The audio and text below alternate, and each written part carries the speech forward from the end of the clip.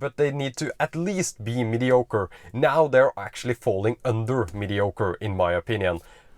1 month. We have had our Tesla Model Y 2025 model for 1 month.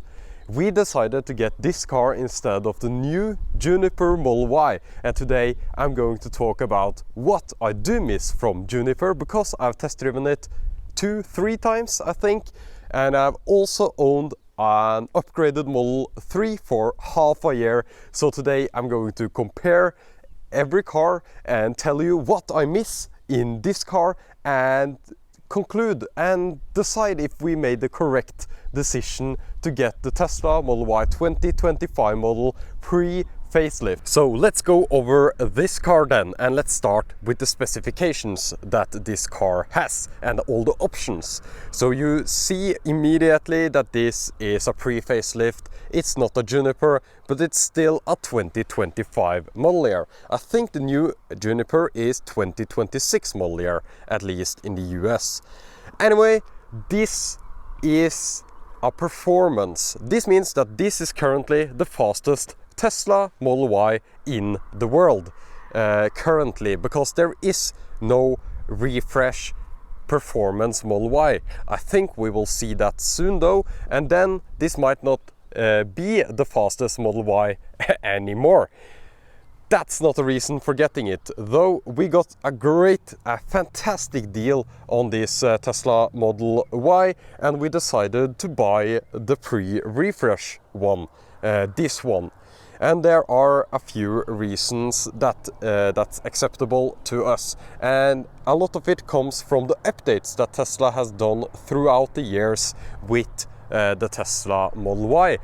This is not the same as a 2020 or 2021 Tesla Model Y. It's completely different, both in terms of quality, build quality and ride comfort, and there are even other differences. For example, this car has hardware 4, which is the newest hardware suite for the driver assistance systems, and of course fully self-driving in the US and China. So this one is much newer than you might think from just looking at it. So we decided, okay, we will go for the pre-refresh model. So today I'm going to talk about how that went the first month, what our efficiency is like, and if we should have gotten the Juniper instead. I don't like red cars. Red is probably my least favorite car color on any car.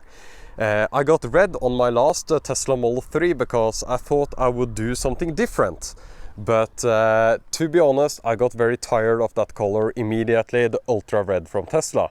But to be honest, this one is different. I didn't like it in the beginning, but now that we have the sun here and I've had the ability to wash the car, it's actually dirty again now, but I had the ability to wash the car, and it looks absolutely stunning in like the sunlight. You can see it has a deep red, almost purple hue color with black kind of shimmering, and of course the paint is also super metallic, so you can see the metallic flaking, and a combination of just the enormous amount of layers. I think the paint has a ton of layers. It just shifts and looks absolutely incredible in the sunlight. In overcast, it's very dark purple, almost brownish in color, almost black actually in some scenarios. So yeah, it's very dependent on the weather and dependent on the angle that you see the car from. But what do you think? Do you like this midnight cherry red? Leave a comment down below if you like the midnight cherry red, because I'm still a little bit undecided if this was the right color. Something very unique about this color though is that it's discontinued. It doesn't exist anymore. The new Model Y comes in ultra red from the Giga Berlin factory, and this was already a Giga Berlin exclusive color. This was the Giga Berlin red color, and it's not available anymore. Paint quality wise, the clear coat is extremely soft. There were scratches immediately after delivery, so we have decided to have paint protection film in the front and stuff. I will talk more about that later, but The clear coat is extremely soft, I think, and I talked about this to a detailer as well that I use sometimes, and he told me the same. The clear coat is extremely soft. This is a soft paint. I can also see some orange peel on this color, which is orange peel texture on this color. I don't know if it's visible on camera or not, but yeah, there is a little bit of orange peel in this color. It doesn't bother me, but I know some people are bothered by it, so it's important to mention. How does the paint hold up after 1 month? Well, 0 issues. And of course we have paint protection film on the entire front here and on these ones, so there wouldn't be any issues there. Something I did notice is a polishing mark here, which is strange because no one has polished the car. Like you can see up here, this is a polishing mark. It might be from delivery and I didn't catch that. Can probably be easily fixed. There is a little scratch, I think, here. Tiny scratch, and to be honest, this car is meant to be used, so I don't care about that. I just wanted to give a short update on the paint, but just to summarize the paint, it's growing on me. I like it more and more, and especially when there is beautiful weather outside here, and the quality seems good enough. It's probably very thick, but has a soft clear coat, so you might get clear coat scratches easily if you don't paint protect the car. And I don't have paint protection film on the entire car. I will talk about that later. So, one of my favorite features of this car that you don't get in the new Tesla Model Y is the gear selector, this one. So I press the brake and I go in to drive there, and I can go directly into reverse without pressing the brake pedal. So you can do super smooth drives and super smooth parking. That's not you can't do this in almost any other car. There are some cars that let you shift from drive to reverse, but not in this smooth manner. And I think when Tesla removed the gear selector and placed it on the screen in this location, which is kind of okay by me actually, but they took away the whole mechanic of actually going from drive to reverse directly. You can do it on the screen, but it's not as smooth as doing it right here. And this way you can do the smoothest parking job ever, and I wasn't able to do this in my Model 3 that didn't have this gear selector. I wasn't able to do it in the Juniper Model Y that I tested. So I personally don't like that Tesla removed the gear selector here. I don't think auto shift is a bad thing. I think it should be optional.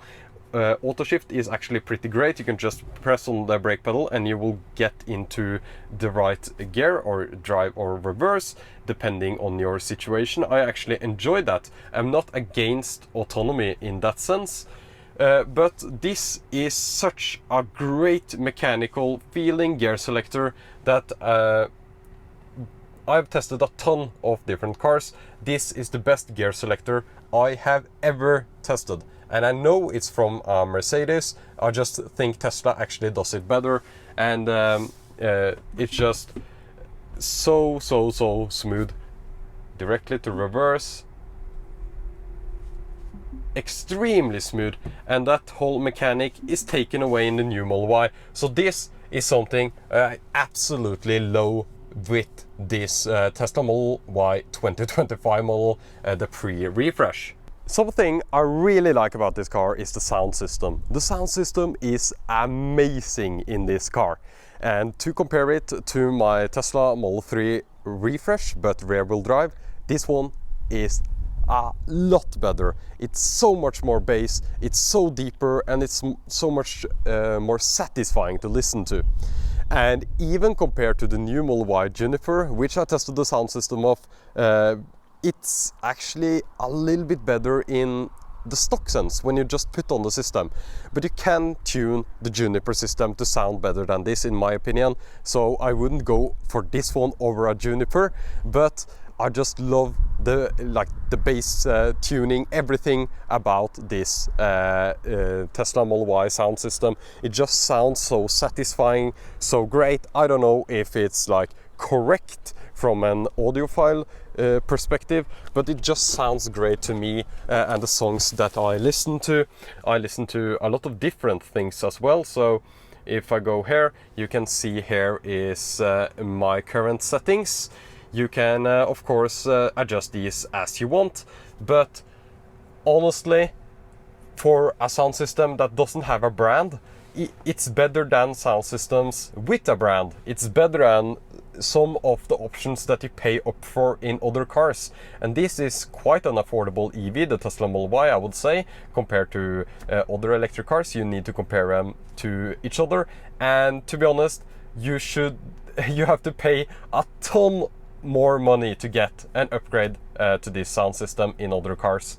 This sound system is phenomenal. It's absolutely fantastic. I haven't reset the trip meters here. It's in Norwegian, but it should be understandable. 198 watt-hour per kilometer is our average efficiency for the lifetime of this car. And I will show you something that I always do. I like to have the one down here as lifetime. There we go. So the lifetime efficiency is 198 watt-hour per kilometer. This is class leading. No other SUV, electric SUV or other SUV of any drivetrain can compete with the efficiency of the Tesla Model Y here. It is impossible. It is the best. It's probably the most efficient SUV ever made. The Juniper is slightly better. When I tested it, it kind of got the same result, but I think it's very dependent on tires, because the new Juniper has a new tire compound which is more efficiency focused, which means it will have worse performance. Generally, efficiency tires have lower rolling resistance, but they have longer braking or other things that are, tires are always a compromise. So it's very, very interesting to see that we got 198 watt-hour per kilometer here. It's about 30 watt-hour per kilometer lower than higher than a Tesla Model 3. So a Tesla Model 3 is more efficient because of the frontal area, but the aerodynamics are actually very similar. This is a very aerodynamic car, and it looks aerodynamics, and the looks are actually not that good in my opinion. I think the new Juniper looks way better, but that's a kind of controversial opinion, because a lot of people actually like the old Model Y look, I feel like. At least Tesla fans. I never liked it. I never liked the look of this car either. But leave a comment down below what do you think about the look of the car. Anyways, efficiency 198 watt-hour per kilometer. That means right under 400 kilometers of real-world range lifetime, and that's great. That's more than enough for Norway driving.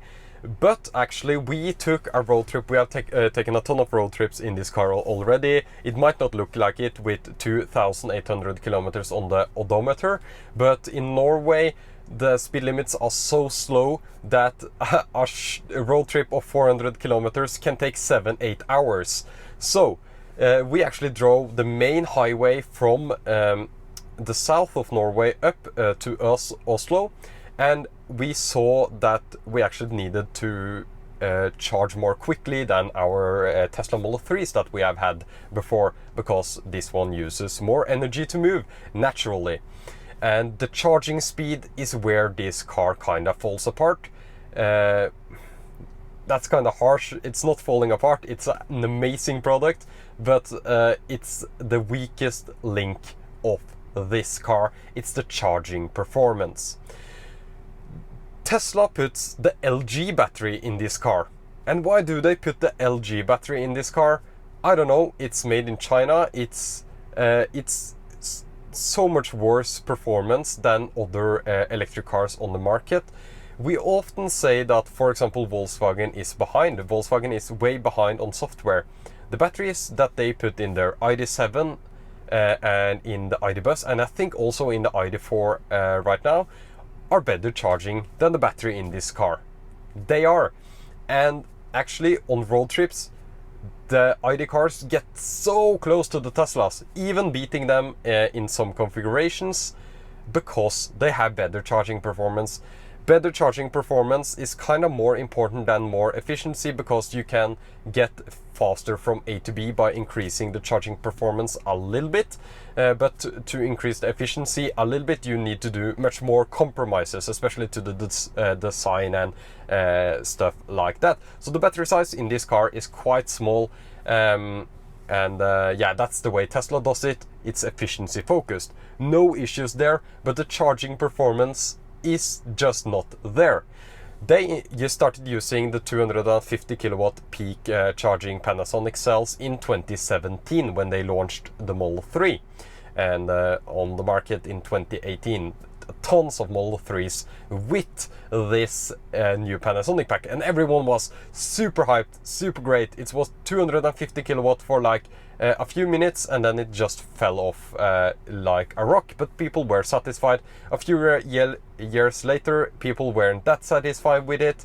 2017 is a long time ago in the EV world. Then when they launched in in Europe and in China, they used these LG cells, which are worse than the Panasonic cells that were actually released in 2017. So this car has 2017 charging performance, I would say, something like that. 2018 charging performance, be a little bit nice, and they haven't upgraded it, and I think that absolutely sucks. It's not even a limitation of the 400 volt charging here, because there are other better charging 400 volt cars, like the ID cars that I said. Of course, Tesla should be a technology leader with high voltage 800 volt and get the price points down so that they can sell cars. Other automakers are actually able to do it, so I think that's just a shame. So let's talk a little bit about the charging performance. I still in Norway just stop for like 20 minutes, 30 minutes, especially if we have our dog in the rear that needs to go out and go for a little walk. It's not necessarily a big issue for me, but I know that if I take this car down to Europe on the Autobahn, high speeds, I know that I will be annoyed by the charging times of the Tesla Model Y with the LG battery. So I'm still not happy with this. I told myself I will never buy another Tesla with the LG battery, and I did regardless. So yeah, that's just something that I did. Now, the LG battery is also present in the new Model Y Juniper, so you don't get a better charging performance with the new Tesla Model Y Juniper, which is also one of the reasons we actually went for this one. Because of the deal, of course, but if the Juniper had an entirely new battery, we would have probably pushed our budget to the new Tesla Model Y Juniper because of that. So yeah, I just think it's a shame that Tesla has the LG battery in Europe. I think it's a shame that the LG battery is on these performance cars, because the battery overheats. It's not able to actually perform as a performance car. We have seen this with the new Tesla Model 3, which absolutely sucks in Europe compared to the United States. Still a great car, but really bottlenecked by this LG battery, and I really hope Tesla can get it together and release a new cool battery, like the BYD Blade battery. It's not the biggest battery in the world, it's not a super, it's not crazy like the 5C charging cars in China, but it's good, it's better, and it's an upgrade, and that's what I want to see from Tesla. They don't need to be excellent in the charging performance. I would hope so, but they don't need to be that, but they need to at least be mediocre. Now they're actually falling under mediocre, in my opinion. So that's an issue I have with this car. But this car is fast and fun. It's 0 to 100 kilometers per hour in, I don't know, 3.7 seconds or something. It's super fast. I missed the acceleration of my earlier Tesla Model 3 with acceleration boost, so it's nice to have the acceleration back, because in my Tesla Model 3 rear-wheel drive refresh, I of course didn't have that amazing acceleration. So yes, acceleration matters. Some people will tell you that acceleration doesn't matter anymore. In my opinion, it does. It's more fun. It's easier to get out of sticky situations. It's easier to drive past people, especially in Norway. You need to be able to overtake people if you want to drive fast. There are a ton of overtaking possibilities throughout all the roads in Norway, and it really helps to actually get up to speed, and it's fun.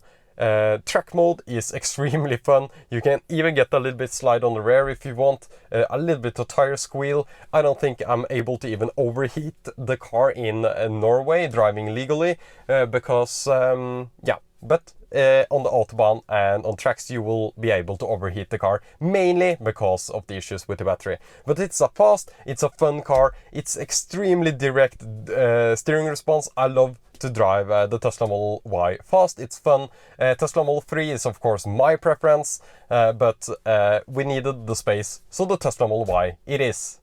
This car has hardware 4 cameras, and hardware 4 cameras look better than the hardware 3 cameras. And of course, if we are lucky and getting FSD in Europe, in the European Union and Norway and Switzerland and stuff, this will really help getting the best version of FSD available.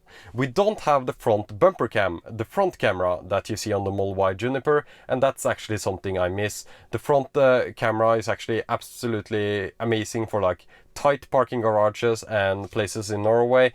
But I'm really happy that we at least got the newest cameras, so that we had the newest hardware suite if we are lucky to get FSD in Europe anytime soon. Do you think we will get FSD in Europe anytime soon? Leave a comment down below about that. And yeah, no issues with the cameras. They seem great, and you can check that you have the hardware 4 cameras by going to software and here, and you can see that we have hardware 4 in the top here. So that's extremely nice to have hardware 4. I'm so happy that this car has hardware 4. This means that this car has the same hardware suite as the new Model Y Juniper, even though the Model Y Juniper has a front bumper cam, just like the Cybertruck. So those are the two only Teslas that has a front bumper cam, the Model Y Juniper and the Tesla Cybertruck. So that's something I'm very happy about. Other thing I'm happy about is that this car doesn't have any build quality issues. Everything feels very nice, nicely screwed together. And let's take a look at the panels outside.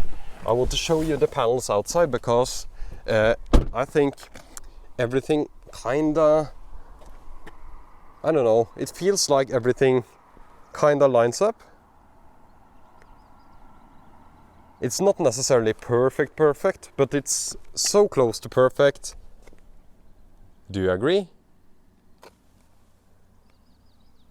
I feel like this car is very well screwed together. That's something I want to get through in this video, is that when you're buying a Tesla Model Y Juniper, you are buying a new car from a factory, and they might need some time to adjust to get the maximum quality out. In this case, this is one of the last legacy Model Ys that went out of the Giga Berlin factory, and yeah, it's just, I think, the best example of this generation Model Y ever. Everything just feels nice, no rattles. We have driven for 2,800 kilometers, absolutely no issues with anything. All my other Teslas has at least had some minor issues. This one, nothing. Absolutely nothing. So I'm extremely happy about the build quality after 1 month with this car. I don't like the noise performance on the highway with this car. It's kind of noisy, and the new Tesla Model Y Juniper is better. Of course, it's not the end of the world. It's just a little bit noisy. The car is a little bit stiff, something I would expect from a performance car. I just know that the new refreshed Model Y Juniper performance will be a ton better on the highway because it will have a new suspension. The suspension in this one was upgraded in 2023 for the Legacy Model Y, and it's much better than earlier. I also have a 2021 model I have tested extensively, but it's still noisy on the highway. It's still quite stiff and it's not perfect. And let's check my list here. Something I don't like either is no ventilated seats. These black seats get so hot in the summer, and even if you precondition the cabin, you will get sweaty. At least I do in these seats. So I miss the ventilated seats of the Model Y Juniper. And yeah, I also think that the Model Y Juniper is just a better car, of course. If you want to track all the stats with your Tesla, all the maps, all the charging stops, everything, and I've done so to be able to make this video so I can talk about charging performance and everything else, you can use tessie.roamingnorway.com. You log in with your Tesla and it tracks everything for you, all the charging curves, everything automatically. It's an absolutely awesome program. I absolutely recommend it. I am extremely glad that we got the deal on this Tesla Model Y Juniper. It's been amazing for us, and it's just an amazing car in so many senses, and it's a reason why it's the most sold car in the world. It's great the way it is. And here you can see just a ton of space. Here we have our crate for our dog, which were not able to fit in the Tesla Model 3. So this is a new thing for us. And my hair is going crazy today. So it has just been absolutely amazing. I know that the new Tesla Model Y is an objectively better car. It has better features for comfort and a slightly better sound system at least. And yeah, the front bumper cam and other things. But there are so many things that are great about this one as well. The gear selector, for example, and of course the deal that we made on this car, which is the main driver of us getting this Tesla Model Y. And it feels good enough for us, and we are very happy with this car. If you are considering buying a Tesla, I recommend using tesla.roamingnorway.com. It really helps out the channel, and it can help out you as well with discounts on Tesla. It's just an official Tesla referral link, so if you don't have any referral link, you can use tesla.roamingnorway.com. It really helps out the channel. Thank you so much for watching this Roaming Norway YouTube video, and I hope to see you in another video very, very soon.